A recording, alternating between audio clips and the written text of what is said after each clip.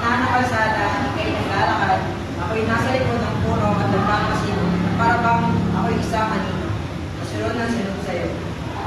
Nagsimula sa pagkakaibigan, natapos sa di pagpapansin. Bakit ba di maiwasan ang tulad ng parang bituin sa kalangitan? Di mo may tatangkin na ako'y nahulog na ng lubusan.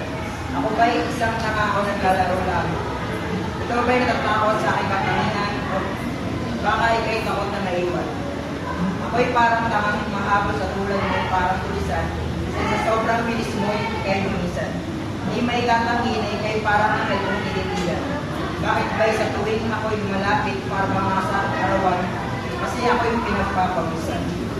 O kay gandang kalawakan, ikay nakakabigari kong tinitigan. Isang bagari kong tinitigan, kasi para bang ikay makulay ng titigan. Ako'y nababasa at di ko maintindihan ang aking nararamdaman pag ikay tumitingin sa akin ng matagal. At o nagtatapos